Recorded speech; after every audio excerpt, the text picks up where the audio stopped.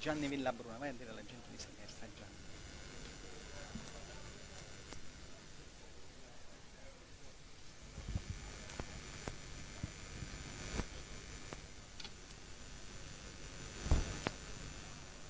Iniziamo? Non si è seduta ancora la maggior parte della gente, quindi... Ok, we can start.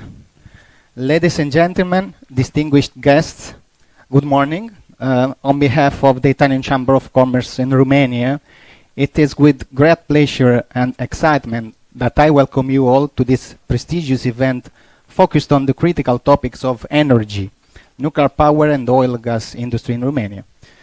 This gathering today serves as a platform for experts, professionals and enthusiasts to come together and engage in a meaningful discussion that will shape the future of our nation's energy landscape. I would like to express my sincere gratitude to our esteemed speakers, panelists, and sponsors for their invaluable contributions to this event. Your expertise and dedication are instrumental in driving the discussion forward. I encourage each of you to actively participate, ask questions, share your insight, and foster a spirit of cooperation and knowledge exchange throughout the duration of this event. Without further ado, I declare the event officially open, and I wish us all a productive and enlightening experience over the coming 2 hours. Thank you for your presence and commitment to shaping the energy landscape of Romania. Let the discussion begin. Thank you. Now, our President Roberto Musneci take over.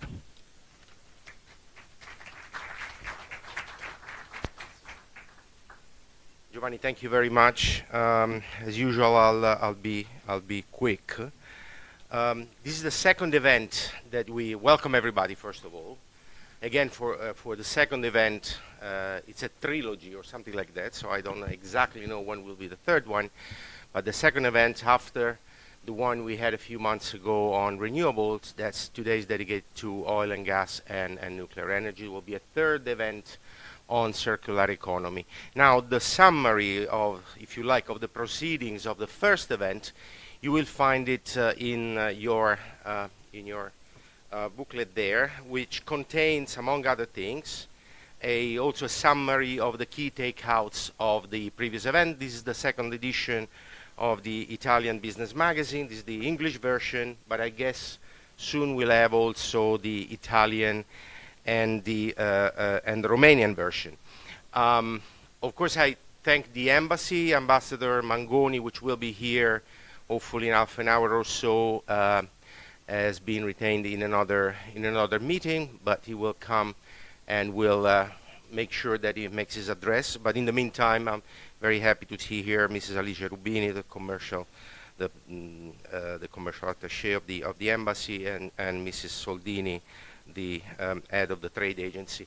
I welcome and thank again all the speakers. There are several of them. I would like also to thank once again Erginomics and Mrs. Marina Radu, which as usual is alongside us, and the other partners, the research and energy centers, and all those who contributed to develop this thing.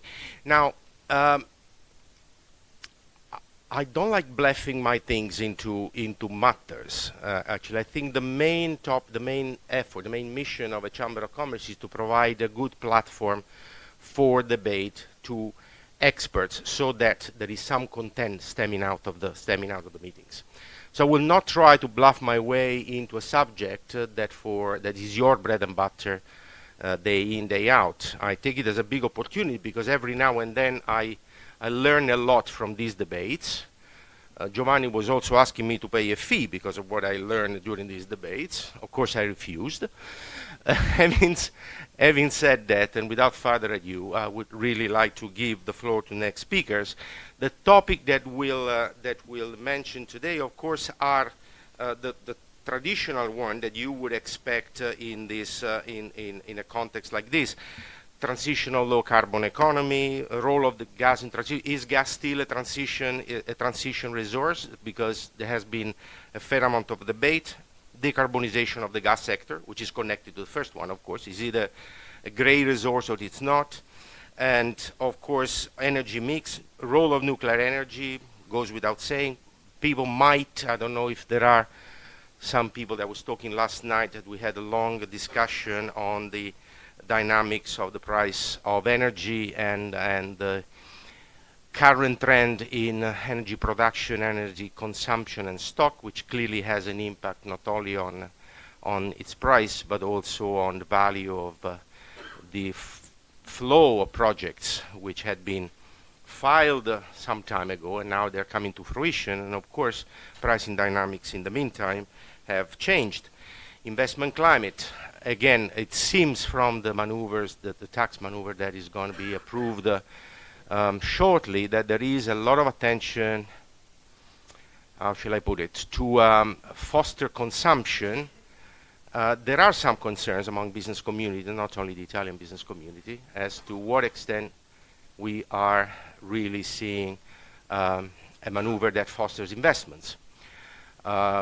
But as an Italian, I cannot complain because we know this type of pre-electoral maneuvers very well, so we probably could provide lessons. So again, I will stop here. As I said, our role is to provide a platform. I hope the discussion will be as lively as the last one.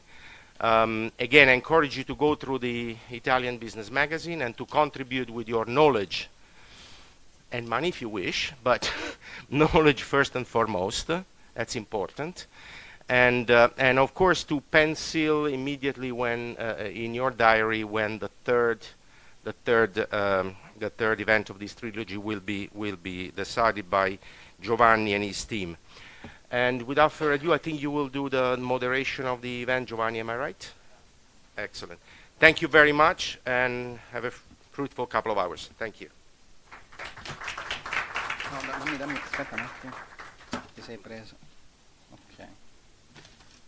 Thanks, Roberto. Thank you for your insight and ideas.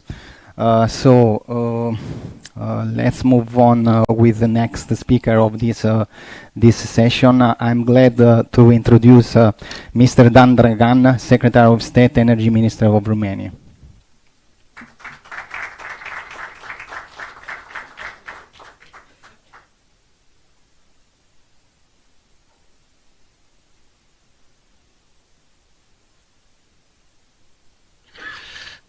Good morning, everybody. It's a pleasure for me to be again here with colleagues from the industries and to be a part of today's discussions.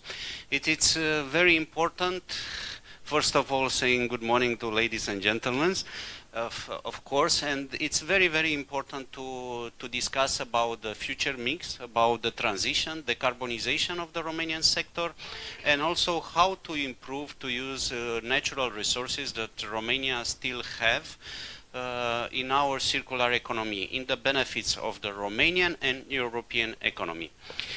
If I am looking at the topics of today's discussions, I have seen nuclear. We know that today we have quite a calibrated mix of electricity, and nuke is playing an essential role. Based on our strategic decision and policies, we are foreseeing the developing of nuke sector with the aim of 2030. That means that 2 additional units in Cernavoda, Unit 3 and 4, based on the CANDU technology, will gonna be developed. We foreseen the first unit by 2030 and the second one by 2031. Together with the rehabilitation of Unit 1 that will gonna start in 2027. We have good experience also with a partner which is also today here. I am referred to Ansaldo with good experience, started in 1984. And of course we are looking forward that 2 units to be commissioned as have been expected by the companies and also by the market. Secondly, we are moving into the new type of nuke generation facilities. I am referring here to small modular reactors. We have a project that we are developing with our partners from United States based on the latest technology. The only one that is still having that get the approval from the nuke authority in United States, and we are foreseeing that Romania to be the second country that will deploy a small modular reactor. We have the location and which is under preparation phases in Doicești, former lignite generation facilities, and the project is estimated to have 460 megawatt new generation, very flexible by 2029. In the other terms, we are working now to revise our national energy and climate plans, where we'll have the targets for new generation facilities, and the aim is to have additional 10 gigawatt by 2030 from renewables energy sources to be connected to the grid. Of course, we have the gas, and we are seeing the gas as a transition fuel. Transition fuel that will be able to balance the grid, all the new generation of renewables that will gonna be connected to the grid. We have some project on the pipelines. One of them is Iernut, 460 modular flexible CCGTs, which is expected to be commissioned by the next year end. We have 1.3 gigawatt to be commissioned in flexible new CCGTs hydrogen readiness in Oltenia region, and we have a project of 1.7 gigawatt to be commissioned on the former Mintea lignite power plants. All these generation facilities, renewables 10 gigawatt, nuke around 2 gigawatt, and the CCGTs around 3 gigawatt, which are going to be commissioned up to 2030, will give the flexibility and stability in the Romanian energy sector. We talk about the generations. Now we have to improve the transmission of the grid and distribution to be able to accommodate large scale of renewable and new generations. And here the development plan of the TCO, of Transelectrica and the distribution companies have significant targets. Also, we have to look on the future, and we have seen that the future is represented by the microgrid, by a lot of generation facilities dispersed over the country, with new challenges for the distribution and the transmission grid. From where all the financing for all these investments, we have two instruments on our disposal. It's the Recovery and Resilience Plan, where we already we started to sign contract in the call of project for renewables. The estimated value is 600 millions of euro that will gonna be allocated, with the aim to have 950 MV minimum installed capacity. Based on our evaluation, the value will gonna increase and we expect to be doubled. We have a modernization fund at our disposal. Already 5.3 billion are already approved through different kind of investment. And here I can say that around 900 million euro are allocated for 730 MV PV power plant in Oltenia region, 1.3 gigawatt on new CCGT, which will be hydrogen readiness.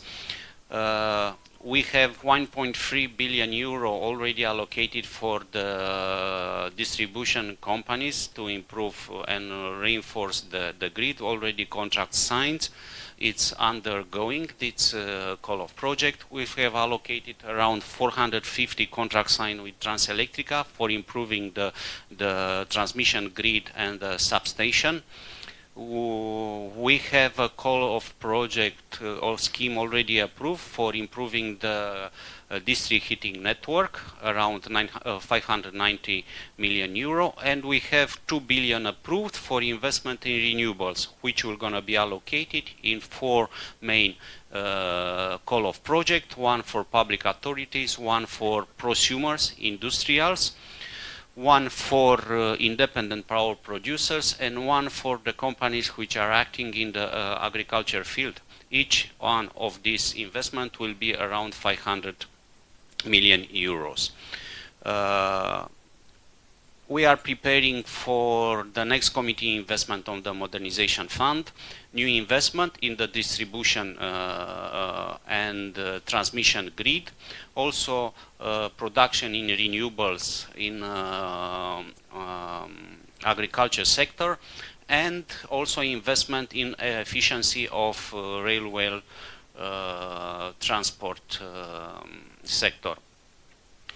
What I want to point is that today Romania have 70% of its generation coming from non-fossil fuel generation facility. That means renewable, nuke, and large hydro. We want this mix to improve with the MO 2030, and the first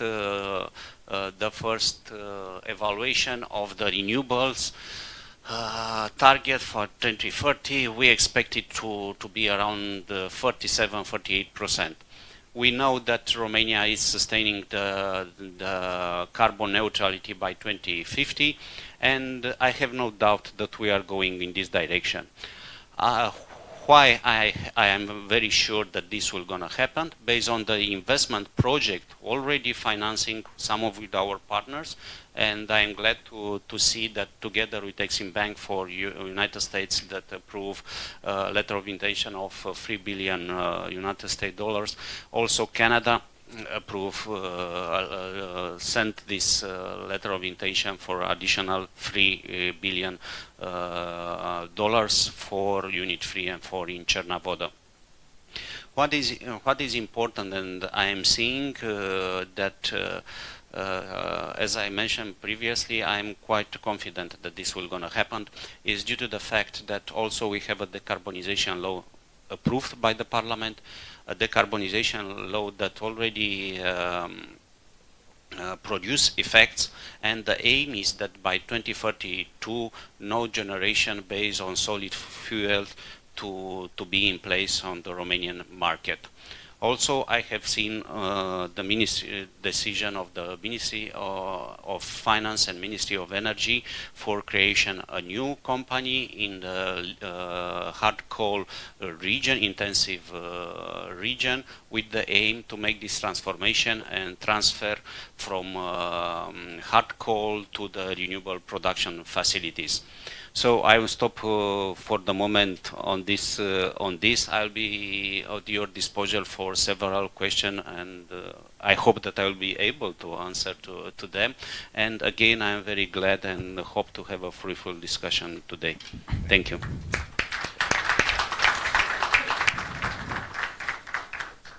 Thank you, Mr. Draganan, for your speech and sharing interesting ideas and insight with us. Now let's move on to the next speaker. I would like to introduce now Mr. Radu Popa, member of the Chamber of Deputies.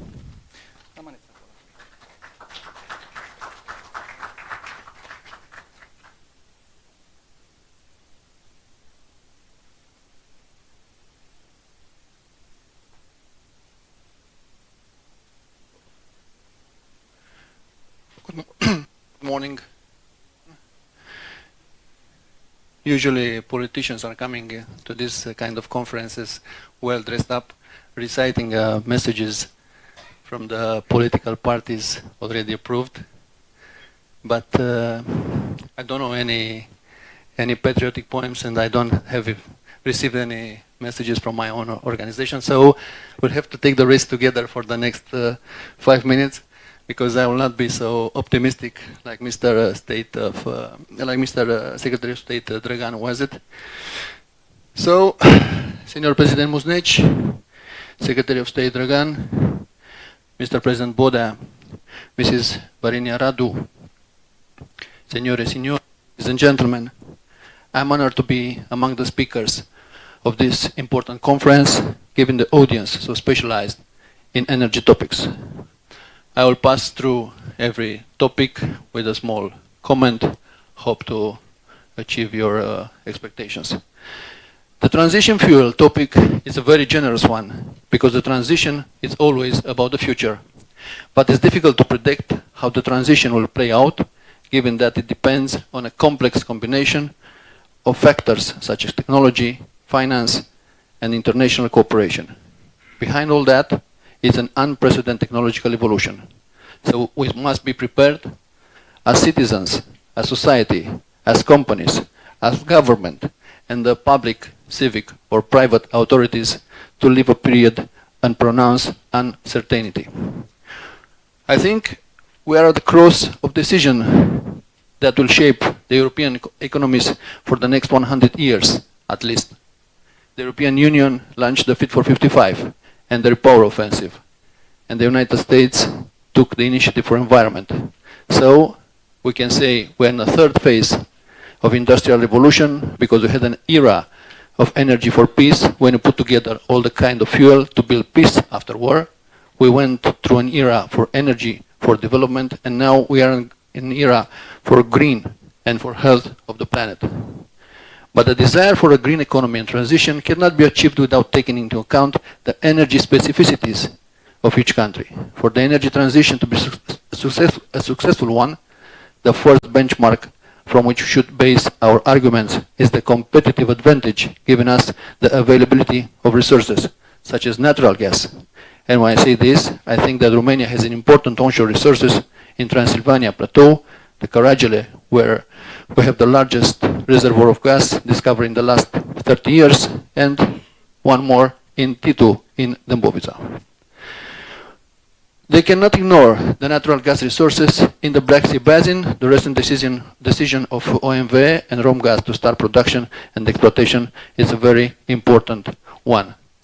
I was recently invited to see a first experiment of natural gas installation in which 20% hydrogen was injected and the mix was made available to domestic consumers in Mureș County. Considering all this, and assuming the decarbonization targets that Romania has also assumed, allow me to believe the European Commission should also assume politically responsibility for presenting a realistic, non-ideological, and balanced implementation calendar. Perhaps it was necessary to analyze the imposition of some limits for transition activities and do not lose sight of the fact that even today Romania produces energy on the monofuel principle, and the impact of this market design on the marginal price is significant. Perhaps emission standards should be based on best performance of technology and guided manufacturers and signal the path of decarbonization until such times as overcome this hot and complicated geopolitical context. I will conclude the reference to this first topic of the conference with the emphasis. Unfortunately, Romania does not have a country project, but the construction of this country project, these country strategies, must be seen as national project for the defense of strategy interest and must be built on the structures of Romanian energy and probably agriculture advantage. But for that, we have to do things truly and from the bottom up. We have to think about how to increase the technical level of those who work in the energy industry, which is very low today, and how we synchronize the school curricula with the need of the labor market. Knowing the crisis of workforce labor is the most pressing crisis facing the Romanian economy. Related to the exploitation of the Neptune Deep, I'm coming in front of you with the pride, with the deputy that voted for this offshore law, and I want to say clearly from the beginning, no doubt, it's good finally to have the offshore law. I'm one of the supporters, but it's only the first step. It's a long journey and in the sharp way. If we want to show that we have vision for the future, we should do so by creating the legal framework that will allow this wave of extracted gas production to be harnessed in a different way that we have shown that so far, in a smarter economic way, either by transforming them into an electrical energy in gas power plants that should be built, like in Oltenia complex, or by using them in chemical industry, or obtaining raw materials for related industry, such as plastic, automotive industry, and others. I will touch the point of royalties. The revenue from royalties and additional taxes that would reach the state could help the Romanian economy to finally take a step toward an unprecedented development through private investments. Investments are a vector of economic development, and I want to highlight something here.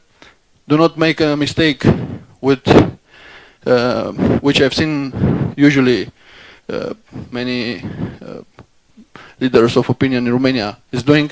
It's a difference between having economy growth and having an economy development. Taking this into consideration, because otherwise we'll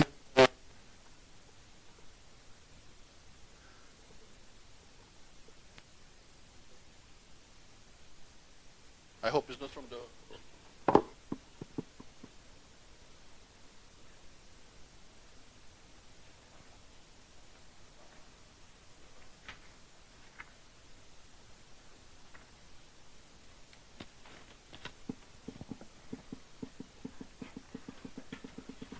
Ambassador.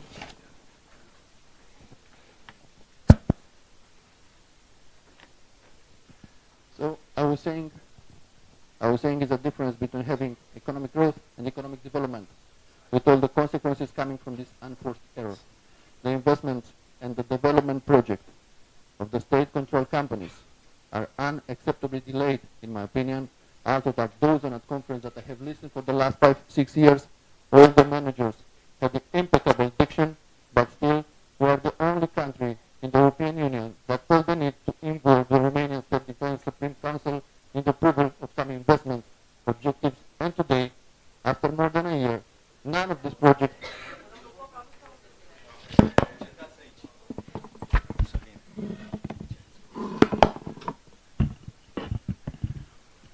probably I was saying bad things. So, I was saying about the investments and the project of the state-controlled companies are unacceptably delayed. Also, at the dozen conference that I have listened for the last 5-6 years, all the managers had the impeccable diction, but still we are the only country in the European Union that felt the need to involve the Romanian State Defense Supreme Council in the approval of some investments objective. And today, after more than a year, none of these projects are in a working phase that would give confidence to the private sector and correct management of these assets. And this has an important impact to the market labor. In the Black Sea region, according to the estimate of the National Agency for Mineral Resources, we have gas reserves for approximately 200 billion cubic meters. We also have other onshore reserves, such as this in Caragele, estimated between 30 and 40 billion cubic meters. Today, the trending spot price gas is over 30 euros per megawatt, so approximately 7 billion euros. However, the energy crisis and the European Union efforts to eliminate dependence of the Russian gas most likely keep the price of the gas in a high level for a long time, and that makes Romania the most important player on the market gas producers in Europe. Related to the last topic, how can the investment be stimulated, and about the incentives, here I have a very particular answer, and I will answer in a different way that usually the politicians are answered to this question. I have already told you they didn't prepare me any speech, so we have to take the risk.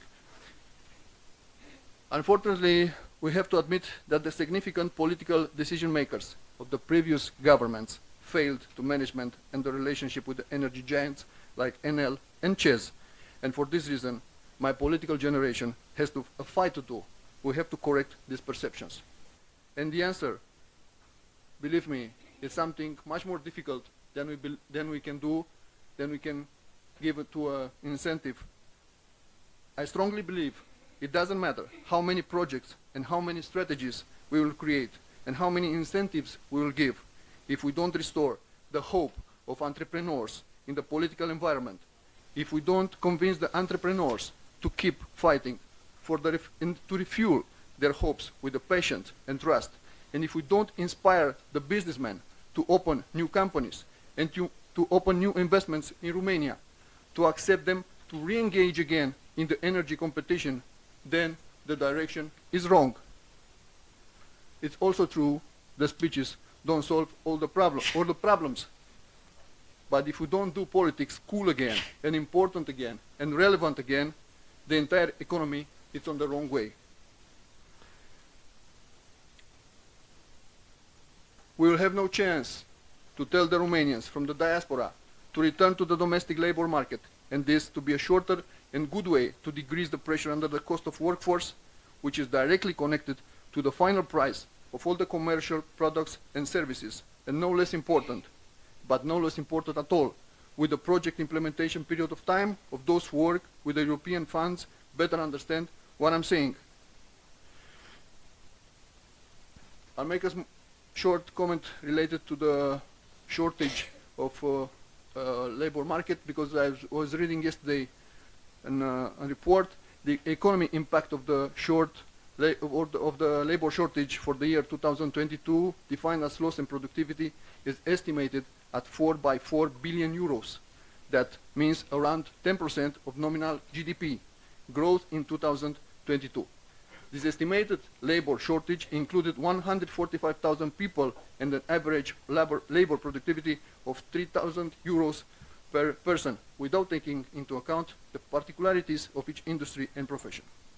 By 2026, the economy impact is estimated to reach 9.5 billion euros, and labor shortage is an optimistic horizon to be around 2024 workers.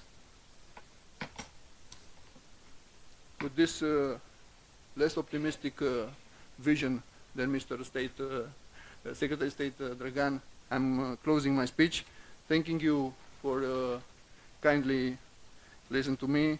I wish you good debates and good to hear you all. Thank you.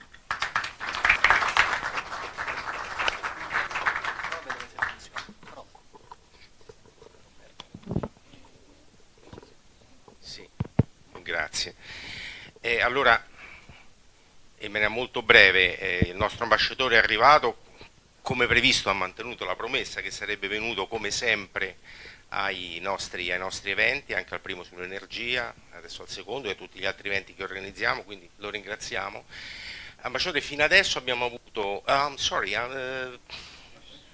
apologize, I switch in English. Yeah, no, sorry, it's just confused. Thank you very much for joining us again, very loyal to the initiatives of our chamber. And I welcome you to this new second event of the energy trilogy, so to speak. Up until now, we had if you like, a sort of review of the key projects which are at the moment in the priority list of the Ministry of Energy, and I would say an welcome and unscripted, candid speech with the lights and shadows from Right Honorable Popa. Without any further ado, Your Excellency, then I will give you the floor for your addressing remarks, and then we go back to the original agenda. Thank you. Thank you very much, Roberto. Thank you for the invitation. And first of all, I apologize for being late. I was attending early this morning an important ceremony at the Universitatea Politehnica in Bucharest for the launch of the ELISA University Alliance.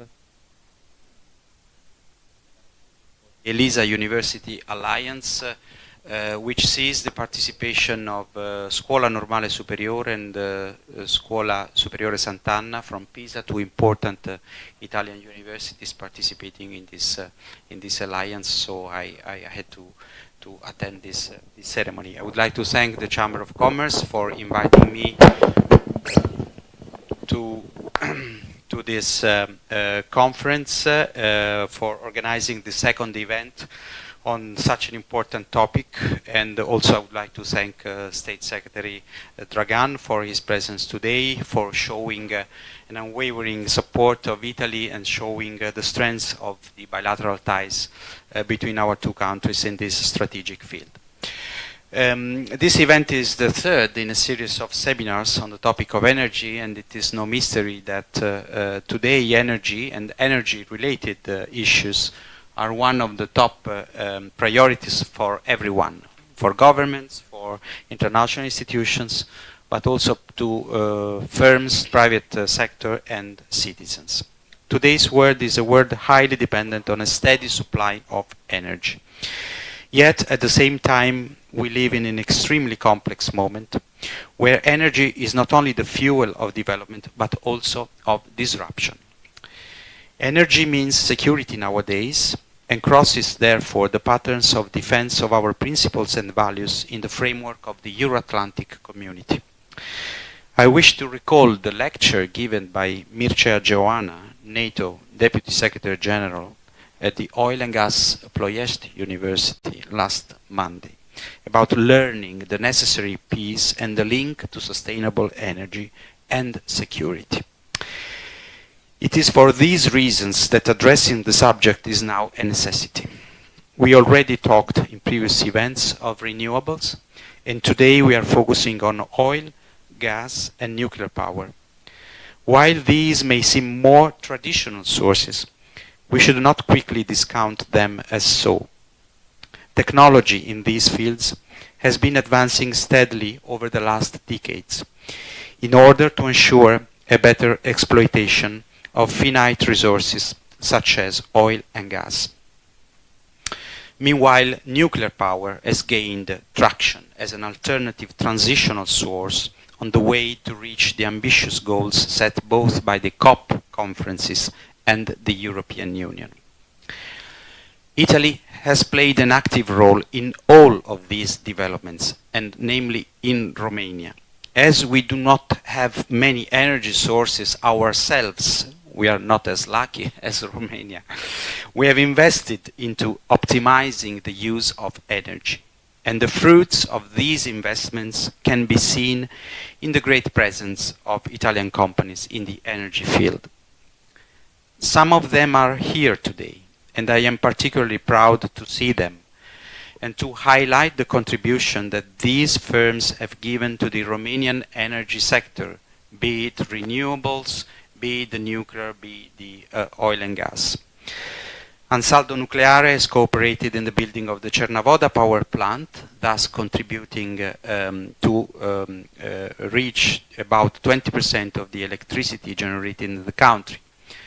Walter Tost has also been involved in the nuclear field for years now and has significantly invested in the country, thus helping it to be ready for the coming of future plants by creating a strong supply chain.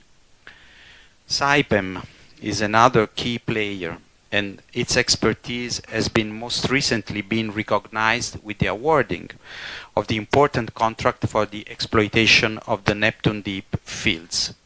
If we consider that in 2026-27, Romania will be the first European Union country, the first gas producer in the European Union, this is also thanks to the Italian capabilities and technology. Behind these names, as I'm sure all of you know, we find a multitude of hidden small and medium-sized firms subcontracting, working and supporting the energy sector and its transition to a greener future. Companies are only a part of the transition, though. Government support is a fundamental element in decarbonizing, all the while maintaining affordability. In this, I must say, I hope to see Romania steady on its path of reforms and strategic investments in order to become energy independent as well as green. Investment in infrastructure and workforce formation, reforms in the taxation environment are but a few things that will help the country in becoming even more attractive, and so in becoming an important hub for the entire region. Strong Romania can play a key role in supporting its neighbors.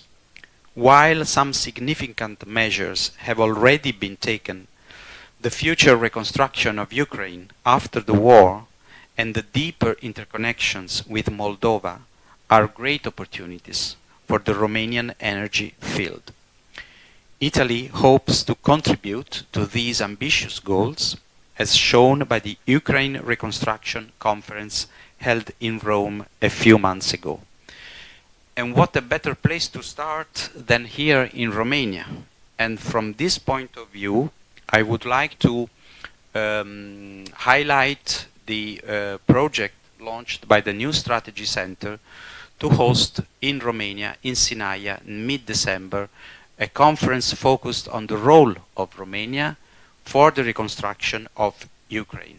This is a good example, in my opinion, of networking and synergies between institutional actors, private sector, think tanks, or do tanks, like the New Strategy Center is. Will attend to this conference the special envoy of the Italian government for the reconstruction of Ukraine and the former ambassador to Kiev, Ambassador Davide La Cecilia. And I'm sure that along with him and along with you, interested companies and also companies already present at the Rome conference last April, we can show our commitment to participate in the reconstruction of Ukraine, starting from Romania as an important, a crucial hub for this important objective. So I hope that we will soon also share the program of this conference with the Italian Chamber of Commerce and with Confindustria Romania for your information. I would like to close my intervention by wishing you all a good day of work, the morning full of interesting inputs. Thank you very much.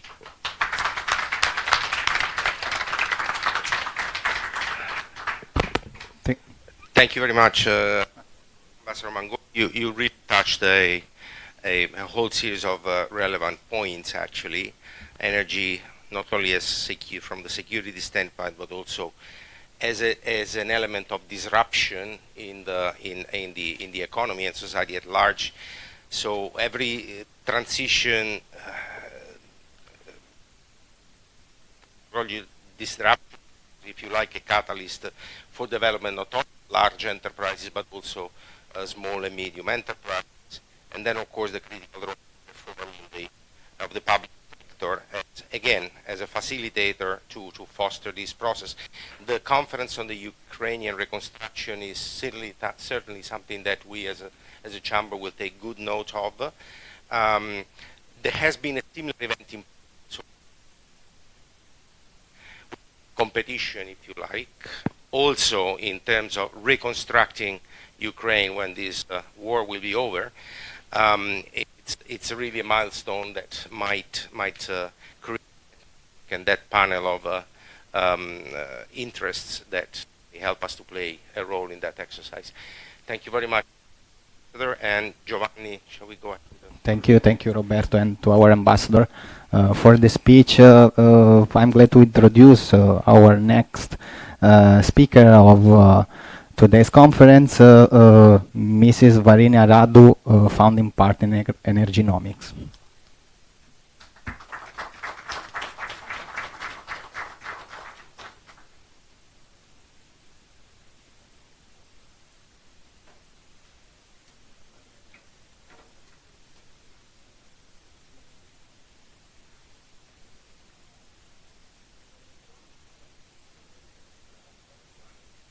Ziua?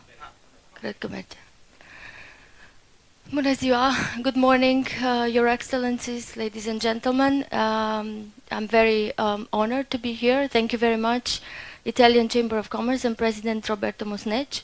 I'm delighted to participate in the second part of this trilogy, as you call it, Roberto.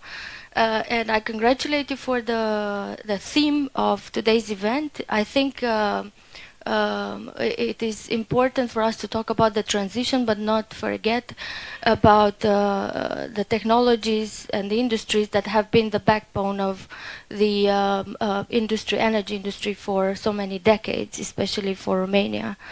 So a lot of things, important things have been said already from at the governmental level, policy geostrategic elements, so I'll try to be a little bit more, to touch on some points on why these industries are very important, both at the in terms of international level, as well as with few particular remarks on Romania.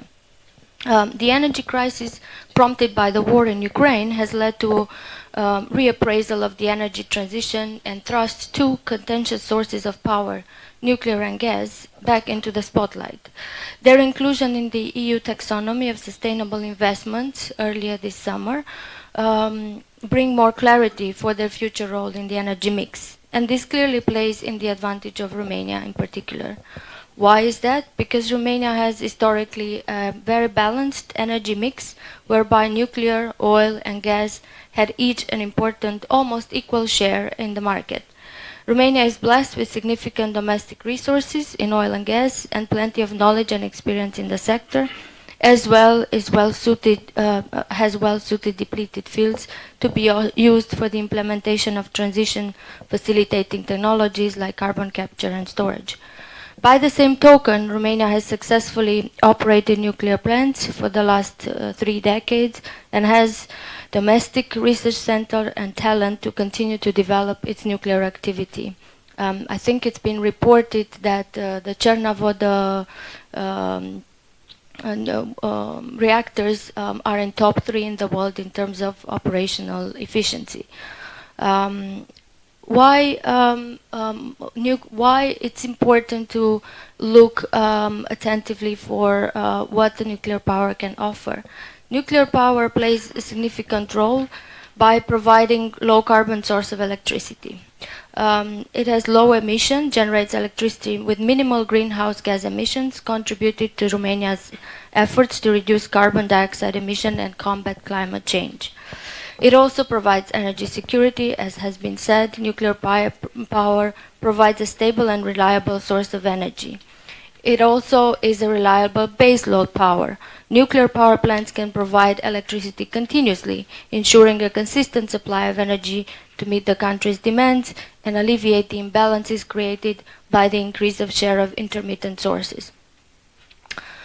Oil and gas, a bit different but still very important. The oil and gas sector have played a significant role in Romania's energy landscape, but their role in the country's energy transition is more complex.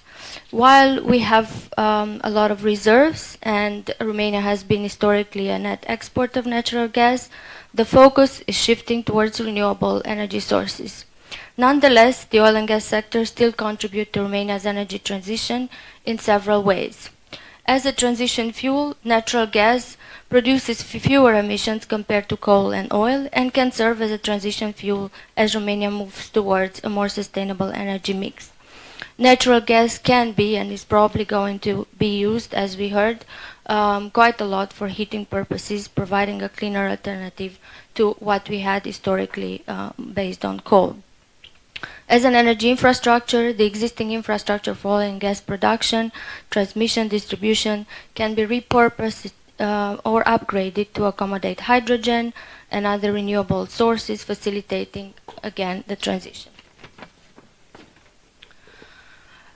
Gas can serve, is important for economic considerations. The sector contributes currently in a very significant way to Romania's economy, to enhance industrial capacities, through revenue generation, job creation, and export opportunities. As the country transitions toward renewable energy, it is important to manage the economic impacts of potentially reducing the oil and gas sector. Nuclear and gas both are, as I said, included under the EU taxonomy rules, designed to bring clarity on sustainable investment after having been previously excluded. Although the discussions are still ongoing, there is there's probably a positive signal in Europe overall on continuing to develop these industries. Already considered a green source of energy in other parts of the world, the use of nuclear power is expected to grow steadily over the coming decades.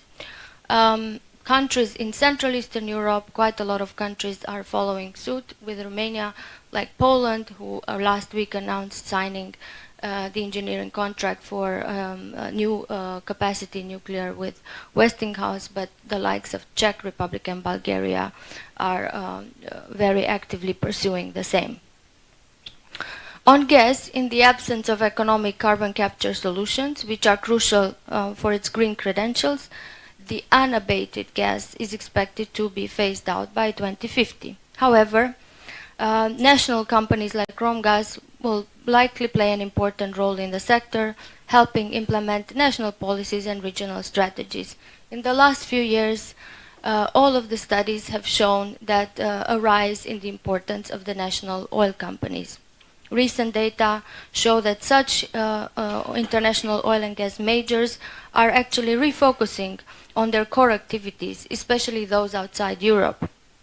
However, it is notable that for all these top global oil and gas players, given the increased focus on energy security and affordability, which has been highlighted by the invasion in Ukraine, these companies' capex for maintaining and even increasing their oil and gas production has taken on a greater importance. So a little bit going back to the core. Thus, in the absence of another significant global slowdown, the capex for their own operations, as well as that for the climate goals, are likely to remain on track.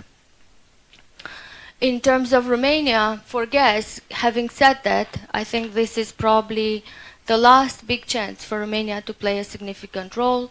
Besides the large companies, there's a significant appetite from small independents and international companies that could, as well as it was mentioned, probably come and help develop the remaining reserves that Romania has for the next decades. This is a long time investment profile industry, and we need to take decisions and actions now to see the effects in the next couple of decades. In conclusion, nuclear power and oil and gas sectors both have roles to play in Romania's energy transition. Romania is thus well placed to execute its ambition plans for building the 2 new reactors, as well as being among the first in Europe to build small modular reactors, whereas in the oil and gas sector, the 2 main companies active on the market, OMV Petrom and Romgaz, are posed to play a key role in the Black Sea exploitation, as well as continuing to develop and produce their onshore existing gas discoveries, placing Romania among the regional leaders in the sector. Of course, the debates on the taxonomy are still ongoing, and the upcoming COP in December will take stock of the global stance on decarbonization and transition, and political opinions may change, but nonetheless, within Europe, definitely Romania still has a role to play, and these important industries will be significant. So, thank you. I'll give it to the next one.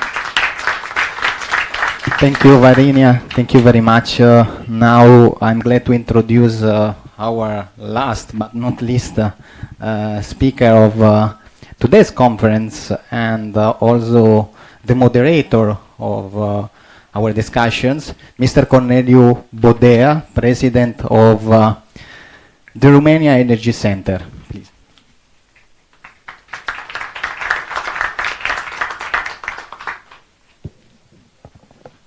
Thank you very much. Good morning, everyone. Your Excellency, Mr. Ambassador, Mr. Secretary of State, Mr. President, dear Mr. Popa, dear Varinia, ladies and gentlemen. It is my honor and a privilege for Romanian Energy Center to co-host this event, part of a series, as we've learned in the morning, a series of conferences organized by the Italian Chamber of Commerce in Romania.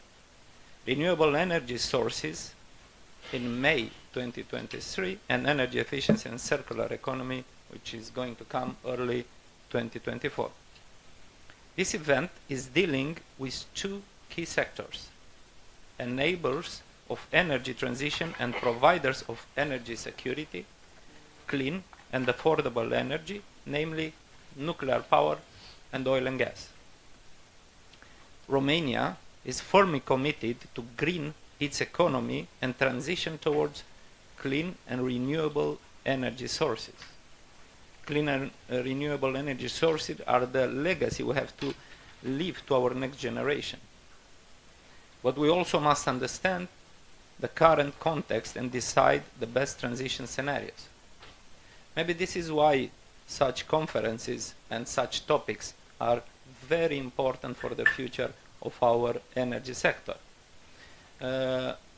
I can tell you that I've read only yesterday, I think that a few days ago, the known and well-known world energy specialist, and I would even say energy philosopher, Daniel Yergin, which is also the vice chairman of Standard & Poor's, advised the energy sector and the investment sector that this run for ESG and green energy, it might get to a point where business decision and money involvement will reach a very critical point, because we still live obviously in the capitalistic economy where profits and return on investment, it's very important. That's why his advice was to not take a step back, but plan better for our transition, which is definitely the most important objective of the humanity now. The beginning of the decade brought us a multi-crisis environment. We are speaking here about the pandemic and the war. And this brought us energy crisis without reference in the last couple of tens of years. Maybe more than ever, we are at the intersection between assuring energy security, economic competitiveness, and social well-being, ensuring enough energy and at affordable prices, as environmentally friendly as possible. Together with the central pillar of United Nations Sustainable Development Goals and the 2030 Agenda for Sustainable Development and the European Union's Just Transition, we must leave no one behind. Romania has a balanced energy mix. We have a huge potential for renewable energy, including offshore renewable energy. We have a safe record in the commercial operation of nuclear power. As far as I know, we are one of the number one or number two in the world. And the full nuclear cycle, very important. And we have perspective to become the main natural gas production in the European Union after Neptune Deep becomes operational. Romania is fully connected within the region by being part of ENTSO-E and ENTSO-G. Romania is in its best possible position to green its economy and transition towards clean energy, and is an extremely interesting environment for investors. So why is Italy important in this context? Why I love to be part of this event together with the Italian Romanian Chamber of Commerce? It is because Italy, it's a Romanian strategic partner since 1997. Italy is one of the best place in terms of foreign direct investments in Romania. As far as I know, is the fourth place direct foreign investor in Romania, which is a very important position. And also Italy, it's a country that hosts over 1 million Romanians. And not last, Italy is a country that we all love. I personally do. Thank you very much for the invitation, and I wish a successful meeting today.